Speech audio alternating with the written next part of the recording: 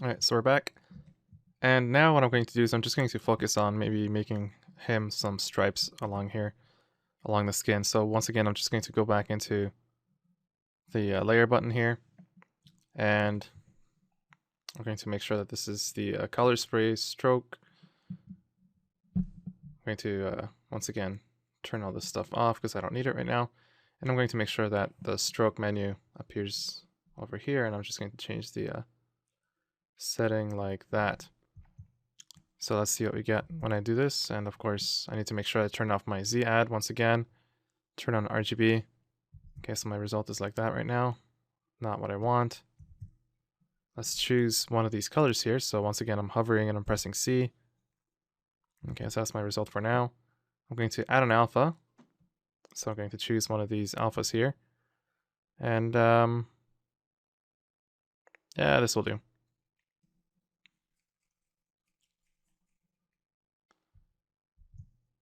Okay, so now that I have that ready, I can go ahead and just darken my color slightly and see what I get when I do this. You know what, for now, it's not dark enough, so I'm just going to make sure that the color intensity variance is slightly lower, and that's a little better. Just going to shrink my draw size down a little bit. And you know what, and I really probably should just use the symmetry button, so I'm just going to press X to make sure that's on. And let's start drawing the stripes that I was talking about.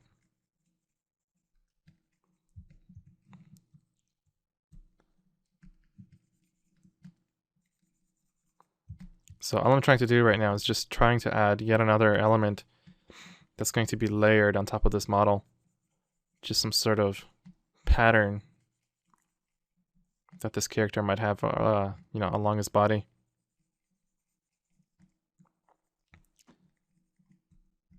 Like that. And of course there's going to be a little bit more to this detail, but for now I'm just painting the base for this.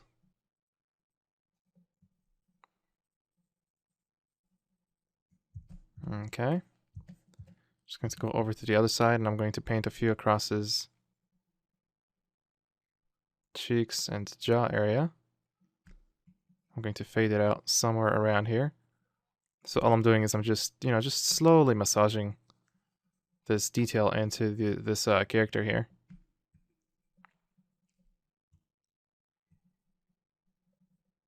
And of course, remember I am using a fairly small draw size, but considering that I'm using the color spray, it is spreading my brush to be slightly bigger, and at the same time it lets me be more, you know, it lets me paint a little bit finer details, it lets me make the stroke slightly thinner, especially at the tips here. But if I just keep working in a circular manner around here, it'll be, you know, I can get a much thicker kind of result.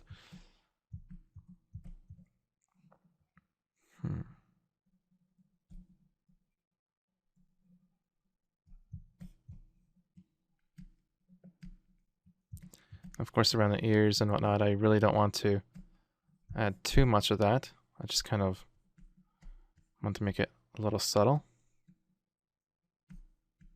And you know what? Whenever you have, for example, whenever you're painting, especially like, you know, across the surface like this, where you have the material kind of overlaying, you know, over the surface, and it's kind of hard to tell exactly what it is that you're painting, because, you know, right now I'm trying to be subtle across the ear, and it's kind of hard to gauge if I'm painting properly on this. You know, at any given time, it really is a good idea to just switch up your material and go to flat color. And at the very least here, you can get a very clear representation of what it is that you're actually painting at any given time. Now, one thing that I should note right now is that if you had painted the material into this character, if you had, for example, you know, chosen material and you've painted the material on the character, then obviously, again, switching up the material will actually not do anything. What you will have to do is you will have to switch up the material first to flat color, switch to material, and just paint over the character with that material, you know, over the full body until that material is shown. And of course, if you want to go back, you'll just have to select a different material and then paint over with that material.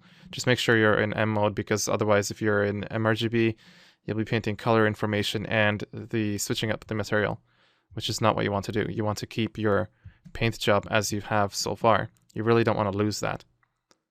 So, you know, with me right now, it's not an issue because I haven't actually painted in the material. I've only been painting in RGB mode, so I can still switch up the material globally across this model. Now, other parts of this model don't actually have that, so if I was just going to go exit solo mode, and you might notice that if I switch up to flat color, not everything is changing, not all these other objects are changing, just this one here. Of course, that is because all these other objects already have a material built in. You might notice that certain objects like the belt, this buckle here, are changing alongside of the skin. And if I change to flat color, you'll notice that a few of the objects have actually changed to flat color, while some of these objects here already have a material applied. Now, what this means is, basically, what happens is once you paint a material, you're stuck with it. But there is a way around it that I found, and I kind of hope it works here. But what I'm saying is that if I go, for example, to these pens here, and now I choose M, and I go ahead and just, I'm going to change I'm going to turn off the alpha, I'm going to turn off the spray here, and I'm just going to go ahead and paint the flat material. And you know what, I probably should also make sure I turn off the lazy mouse, because I really don't like it when I'm actually painting stuff. Like when I'm painting patterns and whatnot, it's okay then. But for the most part, I really don't want to work like that. And you know what, I'm going to go into solo mode just to make sure that I have hit the entire object. Okay. And you know what, I probably should go into RGB and just sample this color and just color in the rest of the pants.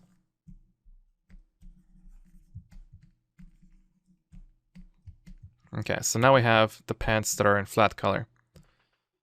And now, one thing that you should notice is if I change this material, then now these pants, along with the skin and all the other objects, should change as well. It should.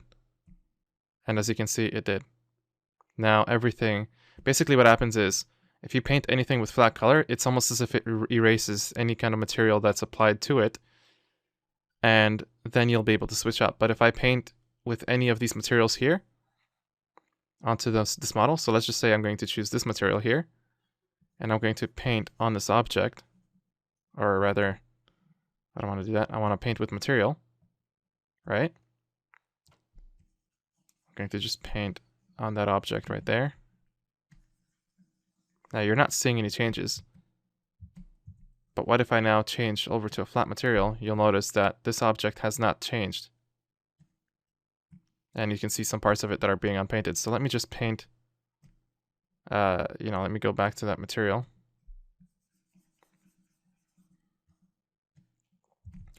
So I filled that object in. And of course, when I go to flat color, you'll notice that all the other objects have changed, but this one has not. So if I just go ahead and just paint with flat material,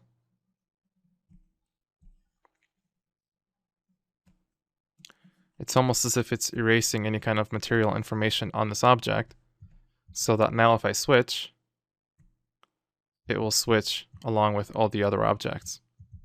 So the flat material almost behaves as almost as an erased material. So that's always really important to to know.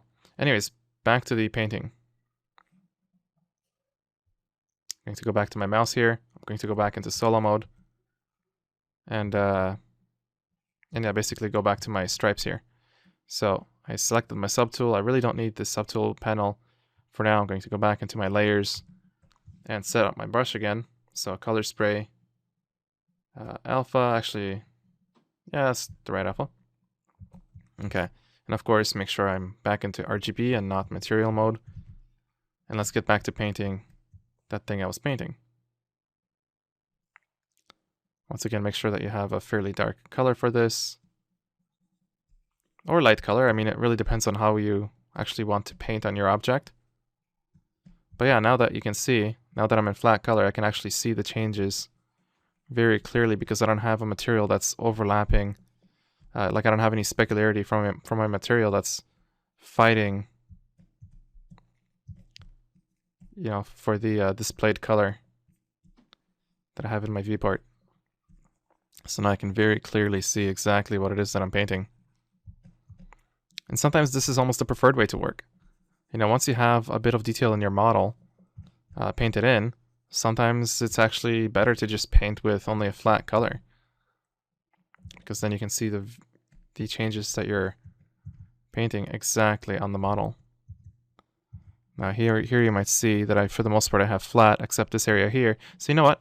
Considering I already have flat material here, I'm just going to go into M. And I'm going to go ahead and just paint that in there. I'm curious what's going on there. Maybe I should, maybe I should do that after I try, get rid of the, bake in the layer into the model and then focus on that. So I'll do that a little bit later. Anyways, let me just go back to RGB and continue painting that stuff in.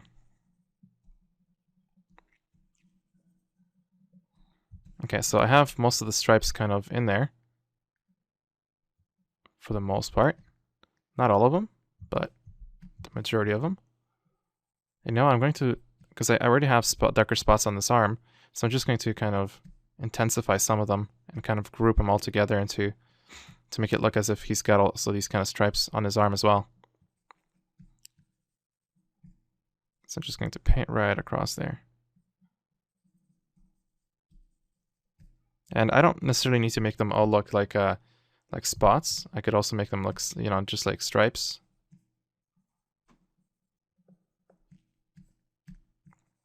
And of course I could vary them too. I mean, I don't necessarily have to make them all that thick.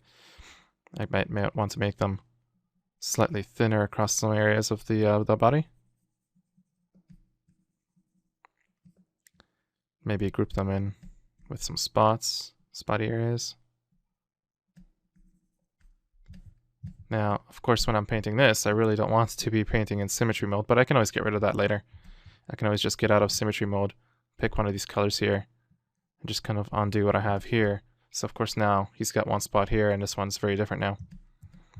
Okay, so let's go ahead and paint a little bit across this, and instead of making it all very even, I'm just going to choose a slightly lighter color, and I'm going to go back into symmetry mode, and I'm going to kind of lighten in some parts of these stripes. Of course, what I want is kind of like a darker outline around these stripes, but I want the inside to somehow have less of that pigmentation on there.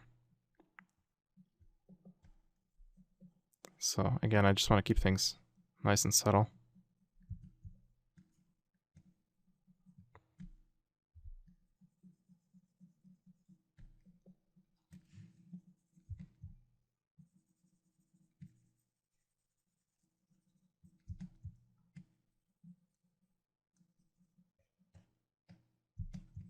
So think of it almost as a way to kind of erase the detail that I have, but not necessarily. I'm just kind of blending it into the skin from a few different sides.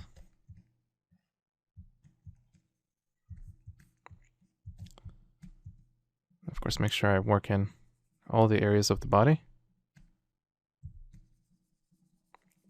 So yeah, I mean, like working with the flat shaded mode is really, really important when you're texturing, because that way you see the exact result that you're having on the surface.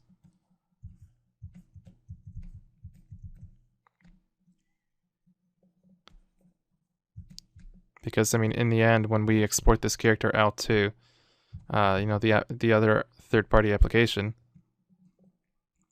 or a third-party, I mean, basically when I export it to a major package like Cinema or Maya or anywhere else, then I'll have to reconstruct my shaders anyways.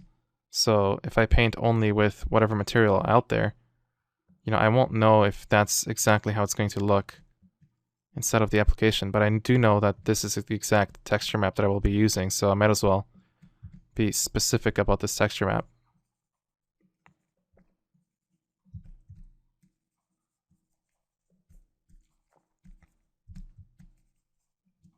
Of course, I'm going to sample some of these lighter colors here. And of course, you could keep clicking on C until you get a color. If you look here, until I get a color that I like. And this is dark enough, so now I can just go over the hand, just darkening up some spots. Or maybe the entire palm, I don't know yet. The upper side of the palm. I know I want something there. I want some darkening happening around there.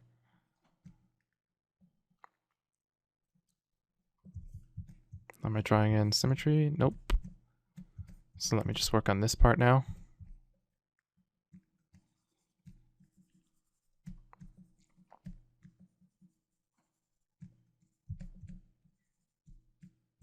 And of course, when you're drawing or when you're painting on a realistic human, I mean, you could be using the same kind of tricks here, you know, these layering tricks to work on a human as well. Obviously, the colors that you choose and how you go about it might be slightly different, but for the most part, you're also layering many different layers of skin, different kinds of details, spots, pigments, freckles, you know, whatever. You're still doing that kind of work. It's just the colors that you're choosing will probably be a little closer to, you know, the reds and the, you know, any kind of pinks or any kind of peachish colors that you might have on a character's skin. You know, they should be somewhat closer to one another, so all the colors kind of are a little bit more, I don't know, they should work almost in a harmonious kind of way. You know, they should all work together for the most part.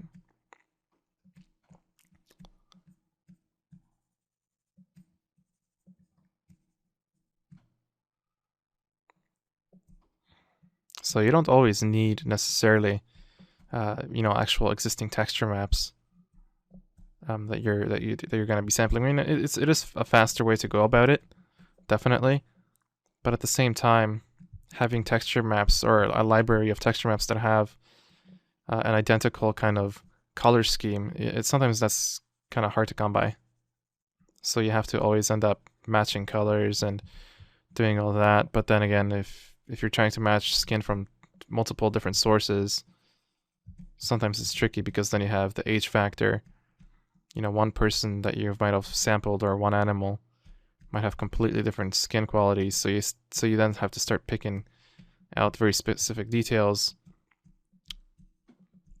And I'll explore that a little bit too later on in this series, especially when I deal with Spotlight.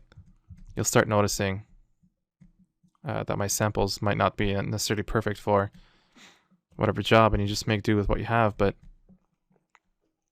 sometimes it's just easier to go ahead and just polypaint, because that way you're the one that's responsible for the overall look of the surface by the way that you paint on that surface. And of course, this might have been a little bit much, so I might just go ahead and just press C on a lighter color and just undo some of that I've painted. And of course, just lighten it up a little bit. Now, later on, actually, another thing I should note is that when you're painting with the flat color, sometimes it's actually hard to see very specific surface details. Like, for example, right now, if I had to look for the vein that's running across somewhere on this model, you know, it's kind of hard to see when there's absolutely no shading going on. So, of course, I might have to pop back into sketch shaded or my other materials, and now at the very least I could see exactly where the veins are sculpted and where they are running or where these wrinkles are happening. So it's a lot easier for me to gauge where those details exist on the surface, and that way at the very least I can paint you know, more predictably onto the model.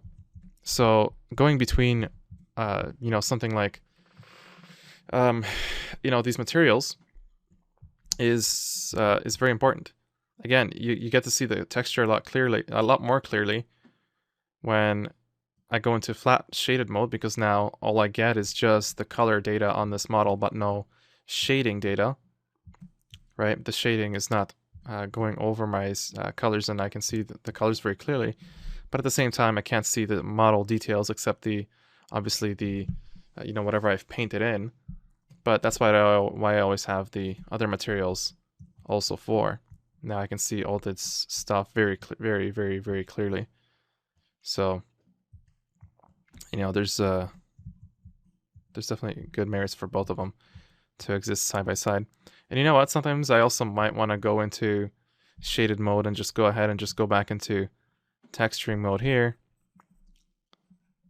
You know, it's always good to just go between both of them. Paint in certain details with the material already on.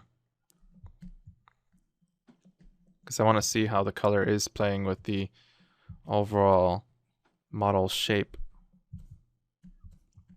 Alright, so we have this. You know what? I'm going to try to minimize that effect slightly. I want to see how it looks when I layer it.